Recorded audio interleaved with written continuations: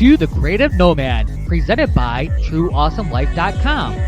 I'm your host, JP Adkins, and I created this podcast because I want to tell the stories of the radicals, the ones who are out there making the world a better, more beautiful place, the amazing authors, artists, musicians, thought leaders, coaches, and yes, nomads who are out there living their true awesome lives and want to help others do the same. Are you ready to live your true awesome life? Go to TrueAwesomeLife.com and start your journey today. Hello, everyone, and welcome to the Creative Nomad Show. I am so happy to be here with you guys today. Thank you. I know a lot of you guys sent me messages of support and love while I was in the hospital last week. So thank you. Today, we are here with author Alan Taylor. And Alan's such a great guy. I can't wait for you guys to meet him. Alan, why don't you introduce yourself? Well, I am a writer by trade. I have been freelancing for 16 years and author of a couple of books and editor of a few books. And I work in both fiction and nonfiction. But I live in a van, and my wife and I travel around the United States, mostly between Texas and Pennsylvania, as we run our business. And I'm happy to be here. That's so cool. So I just like, you're on a path that I've actually traveled. So I'm like, yay, we can talk about all kinds of things. So, I know that you're actually in a service center right now that I have been in, which is just like crazy to me. Like I actually stayed the night there for when I was on my way to Georgia. So I was like, when was that? When did that make sense? Yes, on my way to Georgia. So, what has been your biggest takeaway from being on the road? How long have you been on the road? For a couple of years now. We started actually in the middle of the pandemic, July 4th, 2020, and we just haven't looked back. Yeah, how you like it? What was the big catalyst? Yeah, funny thing, that's actually a pretty good story. My wife and I were groundskeepers for a church, and we lived on the church property. And we were kind of having some friction, a little bit of friction in 2019. And I said to my wife, I sense that this door is closing, and I'd like to make a proposal to you. And I told her about my idea, traveling around, writing books, selling books on the road and doing that. And she was dead set against it at first. She said, no, I need a home base. And so I said, okay, that's fine. And I dropped it. I didn't say anything else about it for a year until she brought it up again. And what happened in February 2020, the pastor of the church came to us and said, we'd like to use this space for ministry. And, I looked at my wife, she looked at me, and we said, okay, fine. So they gave us 4 months to move out, which is great. Big notice. Mm-hmm. And we were very gracious about that. Very, very grateful about that. But we went and talked about it and prayed about it. And she said to me, that idea you had, let's do that. And we did. So right away, we started looking for a vehicle. And by July 4th, we had a shuttle bus that we converted into a home on wheels. And we drove it down to Texas. I wanted to see my folks. We were living in Gettysburg at the time, Pennsylvania. My family lives in Texas. So we drove down to Texas. What we've discovered was we didn't like driving the bus. We liked living in it, but we did not like driving it. And so we decided to downsize to a Chevy van. And that's how that happened. Wow. I was the same way. I was in a fifth wheel first. I hated towing, like with a passion.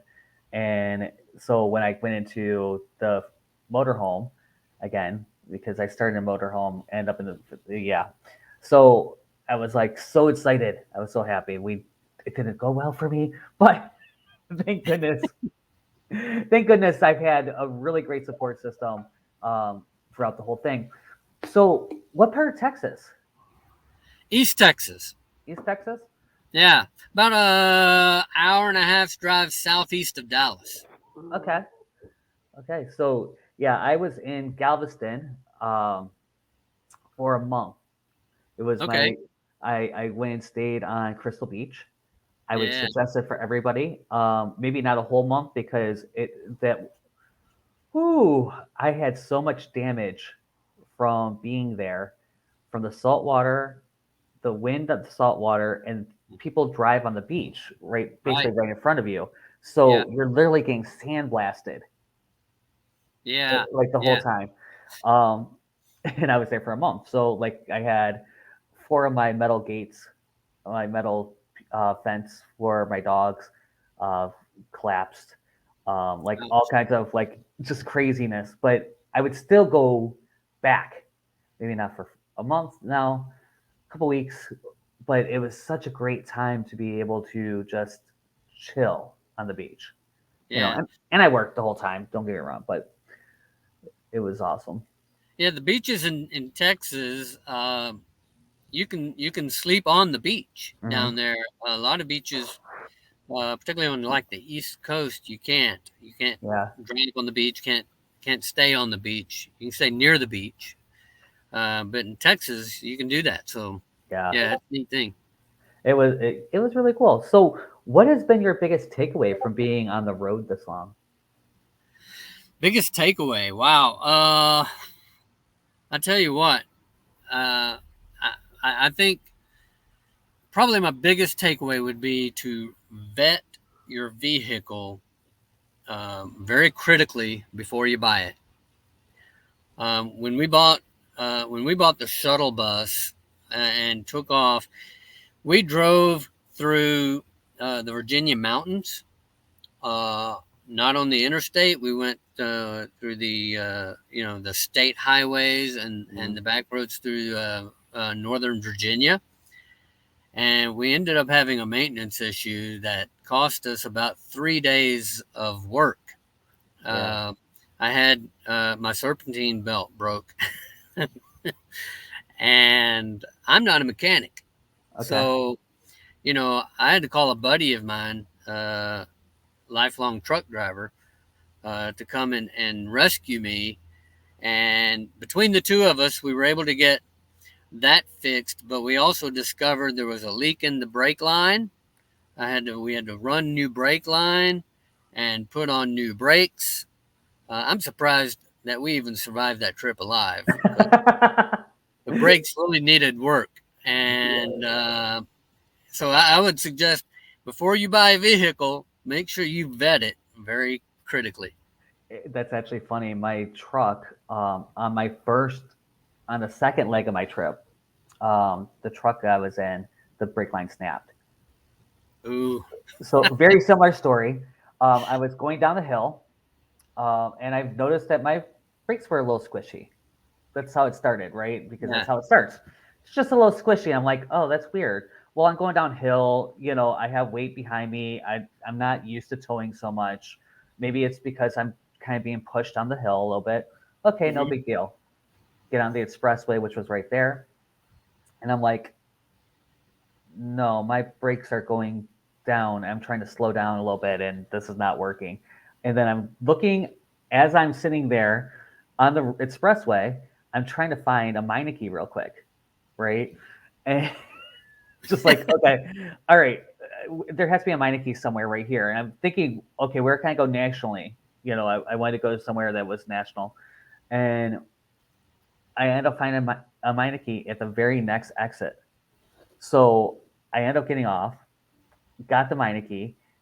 Don't know how I did it. Went across this. I end up parking like across the street. There was this big, huge like shopping center. So I got the park. I unloaded and got got my brakes fixed, and then like hung out basically across the street the whole day in the parking lot. But so fortunate, and I know that you could probably experience that too. That it was just like if I would have not um, recognized that I needed help. How much of a disaster that could be. Yeah. Yeah. And brakes are a serious issue. If you're going down a steep incline and your brakes go out, Yeah. you can do some serious damage to yourself or others. I had a similar experience back in the 80s with a car that I owned. This was a weird event. It actually happened. I was in Seattle at the time. I was in the Army, stationed at Fort Lewis in Tacoma, Washington. My buddies and I, we made a trip to Seattle. And of course, if you know anything about Seattle, that part of the country, it's always raining. Mm-hmm. And so we were going up and down hills in Seattle and turned on this street. And it was a long, probably quarter mile, pretty steep grade down the hill. And all of a sudden, my brakes gave. I was pumping it to the floor and they were not engaging. And we went down this hill, jumped over a T crossing, went through a T crossing, jumped over a ditch and landed right between two trees, just wide enough for my vehicle to fit through. And when I think about that event, how close we were. I mean, just a couple of inches left or right, we'd have beamed into a tree. Wow. And, strange thing, I got out, walked around the vehicle, no damage, no flat tires, nothing wrong with the vehicle. We got back in, started it up just fine, and drove off. No problem with the brakes. We drove back to Fort Lewis, Washington. Not a single thing went wrong with the brakes the whole time. I still don't know what caused it. Probably they just got wet, but I mean, it was weird. Yeah, that sounds weird. Oh my goodness, my whole body. I've had. It was a joke that I should never have ever thought about going on the road, anyways, because I had such problems with cars. I had my brakes went out on the expressway, getting off the expressway. I was almost home, and literally from the hill that I was on, you can actually see my house, like the exit, Yeah. and my brake totally snapped. And so I'm going down to the bottom of the hill, and there's a light at the bottom of the hill. It just so happens to turn green, like right there. like all that, like it perfectly in that moment. But I couldn't slow down, so I'm doing this turn at 60. I'm like, okay, this is not how I like to drive. I'm not a speed kid. I'm not a racer. I don't do this. Yeah. Crazy. So, yeah, it's just it's amazing what can happen on the road, isn't it? Oh, yeah. Yeah, I'm conscious that we live in death traps. I mean, automobile accidents are some of the biggest killers. And, we're always driving, we're always in our vehicles. So I take extra precaution. I don't drive fast. I usually drive 5 miles below the speed limit. And I take extra precaution because not only is it dangerous, being on the road, but this is also my home. And so everything I own is here. And this is it. So I make sure I'm very, very cautious and self-aware and, situationally aware so that I know what's going on around me all the time. And I try not to drive at night because, nighttime driving is really more dangerous, especially in the city. Man, we went through Atlanta last night. I've never driven in Atlanta, so I don't know the roads. Oh. But it just reminded me that, even on a Sunday night, big city like Atlanta, lots of cars on the road. I don't know the roads because first time driving on them, you got to be very careful. And yeah, Atlanta and Chicago are the two that are absolutely horrible, big city wise. So, where's the favorite place that you've actually been so far? Oh, favorite place! Wow. My wife and I really like the Low Country, southeastern part of the states, down in South Carolina, Georgia, that area. We hit some really cool towns down there. And one of the things that we do, we have a YouTube channel, and we go into small towns with historic districts, and we film their historic districts and talk about them on our YouTube channel. And so we've visited a few that we really like, and there's a couple in Georgia that we really like, but we've kind of fell in love with the low country down there in South Carolina. We like that area. That's awesome. Yeah, I didn't think I would like Mississippi as much as I did. Mississippi's cool. I was pretty happy. It was one of those surprising places. Like, oh, I understand this place. I can deal with this. Yeah. Yeah, Vicksburg's a nice town. We've spent a little bit of time there. We usually stay when we're going through Vicksburg. We usually sleep in the Walmart parking lot, and we like hanging out in Vicksburg. We always stop there whenever we're going through. That's awesome. That's awesome. So I know that you've written a few books, and your latest one is around cryptocurrency. Let's talk about that correct. A little bit. Yeah, Crypto Social. It's called Crypto Social, How Cryptocurrencies Are Changing Social Media. And so what I discovered is, I had a job working for a client a while back, and he wanted me to edit a new publication that he was starting on blockchain technology and cryptocurrencies. And so I agreed to do that. And during the time that I was editing that publication, I learned a lot about cryptocurrencies and discovered these new websites that were popping up that were paying users in cryptocurrencies for posting to them. They're social media websites. Some of them are social blogging platforms. Some are video sharing platforms.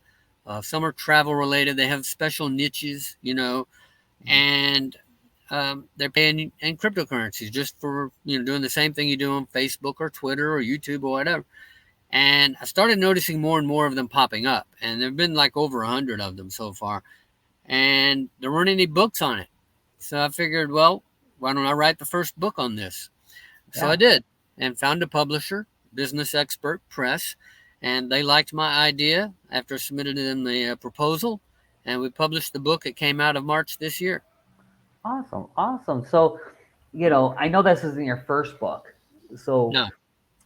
What have you noticed a change in the publishing process over the years? Yeah, absolutely. There have been several changes in the publishing process. For one thing, I think independent publishing has really changed the publishing industry overall. Amazon obviously has changed a lot. It's the number one bookseller now, and you can't really publish a book unless you list it on Amazon. You're pretty much going to have to sell on Amazon. Yeah. But it's changed in other ways as well. And I think just about all the publishers, except for the big 5, are going POD, publish on demand. And even the traditional publishing model is moving in that direction. So when I went looking for a publisher for my book, Crypto Social, I found one, Business Expert Press, and they're totally POD. So they use the publish on demand model, which means they don't actually publish the book until the customer orders it. Right.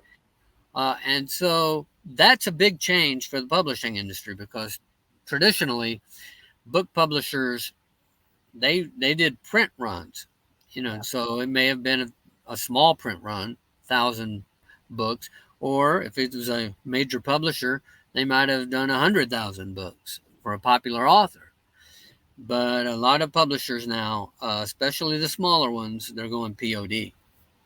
Yeah, it's kind of amazing because you see I remember when I got my first Kindle, right? And I had this author that really was doing Amazon. And she became a friend of mine, and a client, actually, throughout the years. But she was publishing, and she only had digital. And at that time, I'm like, I don't want a digital book. I want a physical copy. Yeah. Now I can't imagine. Well, number one, I don't have enough room in my RV for physical copies of all the books that I need to read. Right. And number two, I don't even nowadays, more likely than not, I'm getting the audio version of it, not even the ebook, Yeah. because I'd rather listen to it. Yeah, a lot of people are listening to ebooks. The pandemic changed that a lot, I think. When ebooks first came out, a lot of people got excited about ebooks, and they became very popular. But after about 5 years, ebook sales started declining, and print book sales started going back up. So I think the market found its equilibrium. And initially, there were authors who did publish an ebook only.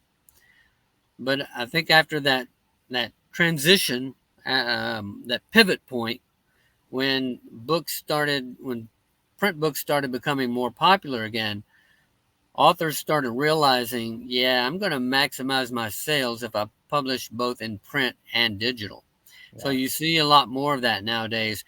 And the advice that I used to hear was, independent authors shouldn't mess with audiobooks because of the cost of production wouldn't be profitable for you. Now, the advice I'm hearing is it's actually better if you do publish an audio, because audiobooks are on the rise. Mm-hmm. Yeah, I find that for me, I end up, so there are like 5 or 6 books that I actually have both now, because I want to listen to it, but if I need to pull a quote from it, because I'm creating content all the time, so a lot of the stuff I listen for content, right?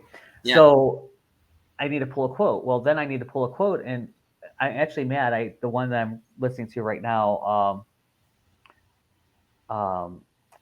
Imagination Inc.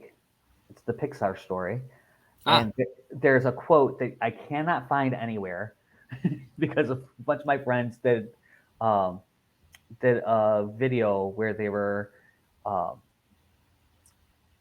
one of their clients said that they had to show up in dresses. They're all guys, and they had to show up in dresses. So they end up in dresses, and they did a video about going to this client in a dress, right?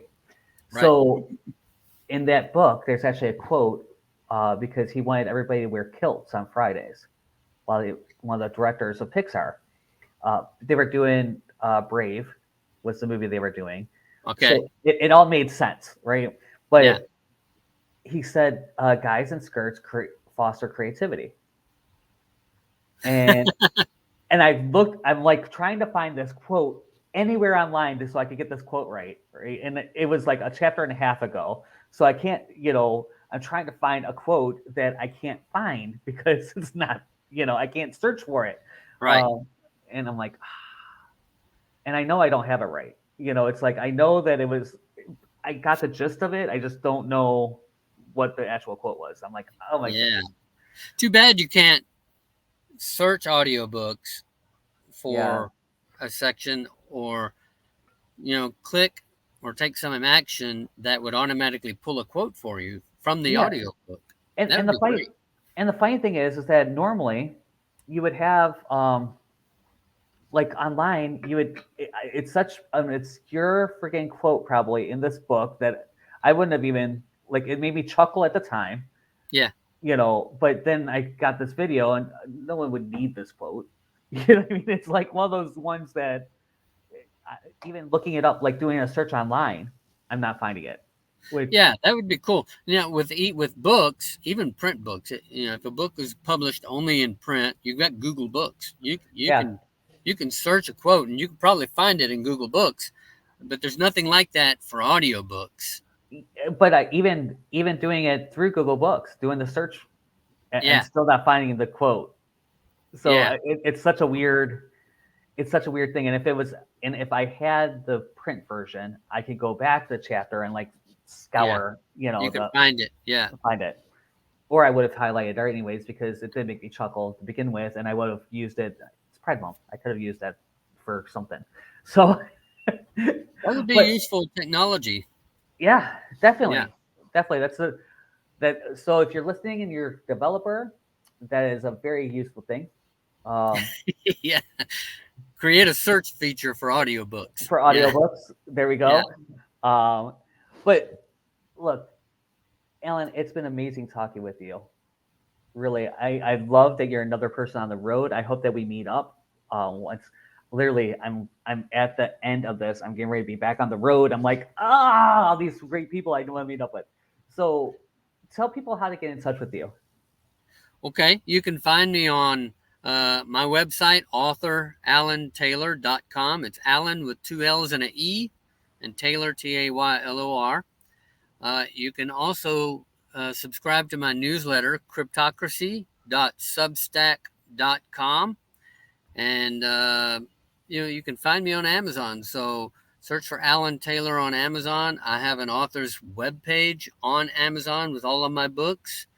And so those are your 3 best ways of finding me.